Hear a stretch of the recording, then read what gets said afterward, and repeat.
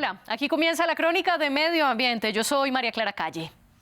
Uno de los planes alternos de las petroleras y las compañías de gas y carbón es el plástico. Al refinar los combustibles fósiles, también salen polímeros, que son a su vez la base para producir materiales plásticos. Pero así las compañías se involucran de nuevo en uno de los negocios más contaminantes del planeta. La Fundación Minderoo publicó este año su segundo índice de fabricantes de residuos plásticos. Y según las estadísticas, a 2021, la humanidad produjo 6 millones de toneladas más de basuras de plásticos de un solo uso que en 2019, con un total de 130 millones de toneladas métricas. Con un dato interesante, tan solo 100 empresas petroquímicas producen más del 90% de los plásticos de un solo uso de todo el mundo. Y estas 20 son responsables de la mitad de ese plástico. La petrolera estadounidense ExxonMobil es la que más desechos genera con esta clase de plástico, con 6 millones de toneladas métricas, seguida de la china Sinopec y la también estadounidense Dow. En el ranking hay solo 2 empresas latinoamericanas, Alpek, una compañía mexicana dedicada a los químicos, y Braskem, una industria petroquímica de Brasil. Y por Francia está Total Energies. Además de las basuras, el plástico es uno de los responsables del calentamiento global. La OCDE dice que representó el 3,4% de los gases de efecto invernadero del planeta. Y Minderoo calcula que solo los plásticos de un solo uso emitieron 460 millones de toneladas métricas equivalentes de CO2. Más o menos lo mismo que los gases contaminantes de Reino Unido.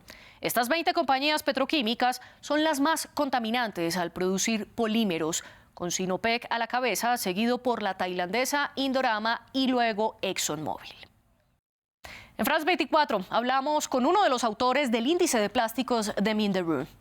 Laurent Kieman nos explicó desde Ámsterdam que las compañías siguen siendo casi las mismas entre 2019 y 2021 y que tan solo un par producen también plástico reciclable. Esto fue lo que nos dijo. So when we did this exercise 2 years ago, indeed, you're right. We saw that 99% of... Cuando hicimos este ejercicio hace 2 años, en efecto vimos que el 99% del plástico de un solo uso vino de combustibles fósiles. 2 años después, cuando actualizamos el índice, el resultado es que todavía el 98% viene de combustibles fósiles.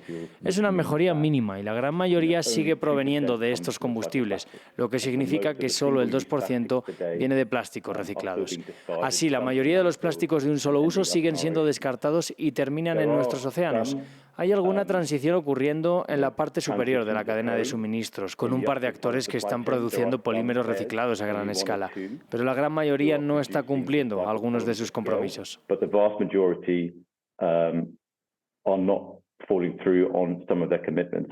El problema es que producir plásticos reciclados es más costoso y muchas veces requiere más tecnología que producir plásticos vírgenes, que son los que vienen de combustibles fósiles. Pero hay soluciones. Laurent explica la importancia de las políticas y de la reducción en el consumo y la producción. El problema fundamental aquí es la economía. Los plásticos de combustibles fósiles son muy baratos de producir y los de materiales reciclados muy costosos. Las únicas soluciones que tenemos, según nuestra investigación, son las políticas. La intervención en las políticas es clave y lo que realmente se necesita para lograr un balance económico entre plásticos de combustibles fósiles y los reciclados.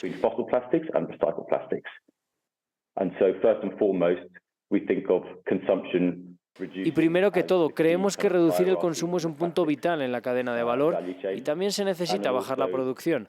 Hay mucho plástico, muchos químicos en los materiales, no necesitamos tanto. Y a propósito de las políticas, hay un plan para reducir la producción de plásticos.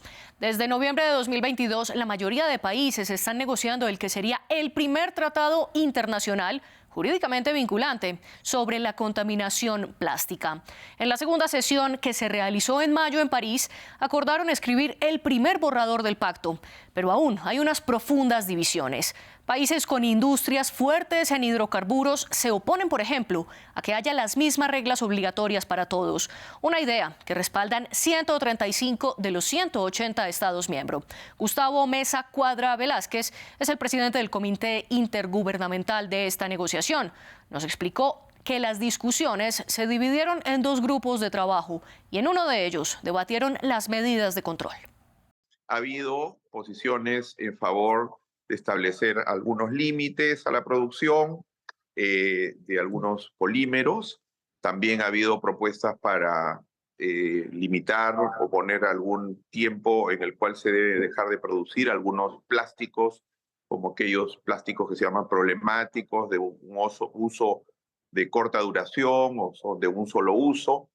Ese tipo de discusiones llevaron a que en algunos casos hubiera coincidencias, pero en algunos casos diferencias. Algunos países favorecían estas limitaciones, algunos países se orientaban más por dejar espacio a que los países discutieran eso en decisiones que tuvieran que darse a nivel nacional. A pesar de las dificultades, Gustavo Meza Cuadra no pierde la esperanza en que se logrará un acuerdo sobre plásticos para 2024 y que han dado grandes pasos para ello. Y ahora este era el objetivo, que haya un mandato para elaborar el primer borrador. Y fue una semana difícil de negociación, primera vez que veíamos las posiciones de todos los países en los diversos temas que implica este acuerdo. Y por eso fue difícil en algunos temas procedimentales, pero finalmente el último día se logró un consenso para encargar al presidente, en este caso a mi persona, con el apoyo de la Secretaría, a elaborar este primer borrador. Así llegamos al final de la crónica de Medio Ambiente. Vean este y todos los capítulos en france24.com.